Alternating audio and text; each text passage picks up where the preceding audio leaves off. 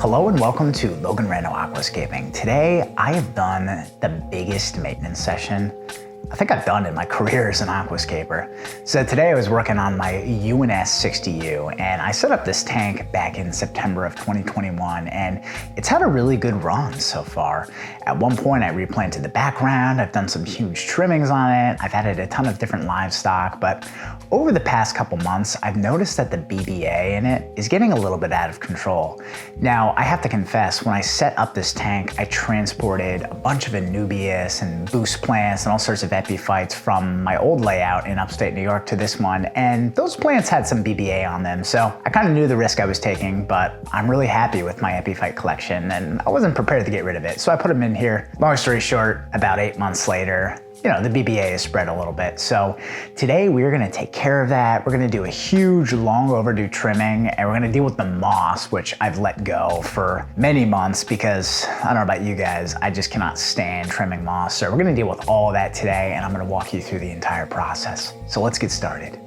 Okay, so the first step in this process is to address the BBA. And as I've explained in my other videos, hydrogen peroxide, otherwise known as H2O2, is my ultimate favorite weapon when dealing with BBA. So the first thing I'm gonna do after cutting off the filter is spot dose all the problem areas, because while you're working and while you're doing your maintenance, the H2O2 is gonna work for you and it's gonna have that extra time to really break down the BBA.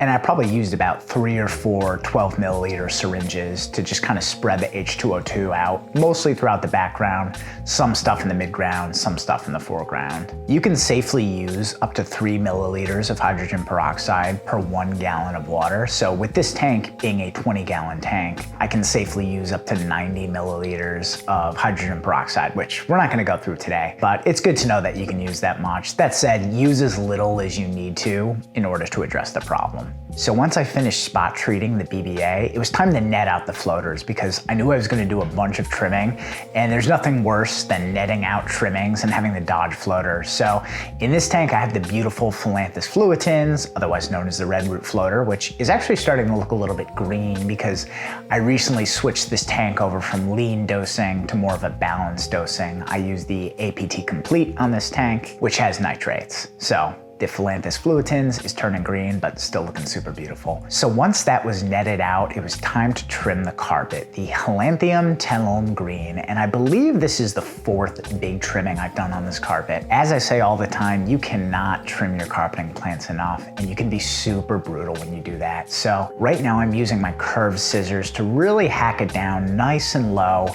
and bring out fresh, new, compact, bushy growth, because Helanthum tenellum, if you let it go, it'll get fairly tall, and in this tank I like to keep it very short to sort of maintain that sense of scale so that the foreground looks like a distinctive layer from the midground, and then the midground kind of builds up to that tall background. So I took it down pretty low, and I'm happy to say that the growth underneath it is looking really nice. So you give this about 2-3 weeks and it'll be nice and bushy and vibrant and green again once that light can really reach it.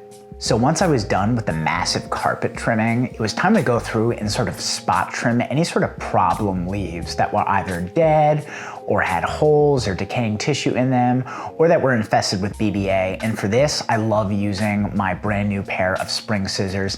I just bought these a few weeks ago off Boost Plant's website, and man, these things are a game changer. So you push in to make a cut, which is really nice, and you can just get in all sorts of nooks and crannies, and they're just super fun to use. So I can't recommend a pair of spring scissors enough when you're doing maintenance. I'll link these below in the description, as well as all the other tools that I use. So once the really obvious problem leaves were removed, it was time to run the filter. And the reason I run the filter is because I have a Owaza Biomaster 600, which has a pre-filter. So it's no big deal if the filter is sucking up debris. I know once the maintenance session is done, I can give it a few hours to kind of suck up the debris and then clean out the pre-filter. And again, that's the thing I love about these Owaza filters. It's so easy to do that basic maintenance.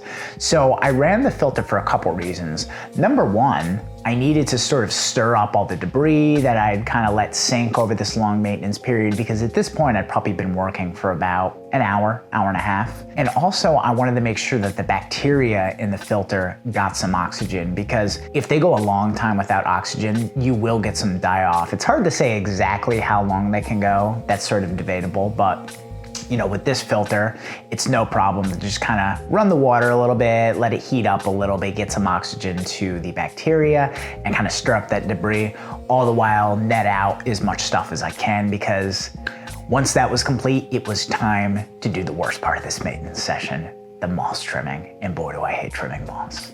So I had been letting this moss grow out for several months, and I'd really just been dreading doing the big trimming session. And the reason I dread trimming moss so much is because, unlike most plants, the trimmings sink down to the bottom. So you have to employ some very special techniques to remove it while you're trimming. Otherwise, those trimmings can kind of lodge their way into your plants, especially your carpeting plants, and sort of choke out the growth and ultimately take over. So today I decided to employ the help of my good friend and my roommate Mal, and she operated a net while I trimmed, and it was really helpful. So you kind of just want to get like a circular motion with the net to sort of generate a current. So as you're trimming, you'll kind of like generate an upward current that pushes the trimmings toward the net, and then just every once in a while stop, empty the net, repeat. But at some point she had to go, and I was left to my own devices to do it myself. And I'm happy to say that you can do this net technique solo. It worked just fine for me. I was able to get the bulk of the moss out. Occasionally I would turn the filter on to kind of stir it up a little bit and do some more netting. But even though it's very tedious having the trim and net at the same time, the technique works and it gets the job done. You just want to be very careful when you have a very young tank that has huge gaps in the carpet still, because moss can get lodged in there and very easily take over tiny little carpeting plants like a Cuba or a Monte Carlo. But I find that this Helanthrium tenuum, you know, sort of blocks it from getting really lodged. So I didn't have any issues today. That said, I spent at least an hour trimming the moss, and I think I'm gonna need to go see a chiropractor by the time I'm done with this, because I was getting in all sorts of crazy angles. But again, the spring scissors were just God sent for this process, and I'm really happy with how the moss turned out in the end, because it was looking super stringy and unkept in the beginning, and now it's nice and low and manicured. I'm a little bit of a perfectionist when it comes to my trimming, so you know, I'm on top of every little strand of moss, and yeah, I don't know, it just brings me a lot of satisfaction. So I was happy to find that this technique works, and I was able to do it solo. So once that was done, as with all maintenance sessions, it was time to do a big water change. And because I have Caridina, I can't do too large of a water change. So I took it down to about 30%. And then a couple days from now, I'll do a second 30% water change. And as I'm doing that, I'm just being sure to siphon out, you know, as much detritus and moss particles and any sort of plant trimmings that floated up to the top. And then you add the new water in, give it a few hours to clear up. And even though maintenance is really hard and some people find it tedious, I think the results just make it so worth it. And it's really important that when you're doing your maintenance, you find things to make it enjoyable. So for me, that's listening to really good music, kind of jamming out a little bit, or listening to some YouTube videos. I can catch up on all my fellow aquascaping channels on YouTube while I'm doing the maintenance, and just kind of get in that flow state and, you know, make it really full of zen and make it peaceful. So do me a favor, let me know down below in the comments what you do to kind of get through your maintenance sessions and make them really enjoyable, because who knows, maybe you have something really cool that I'd like to try. So thank you so much for joining me for today. I'm really excited to share this tank, and I will see you guys next time. Bye-bye.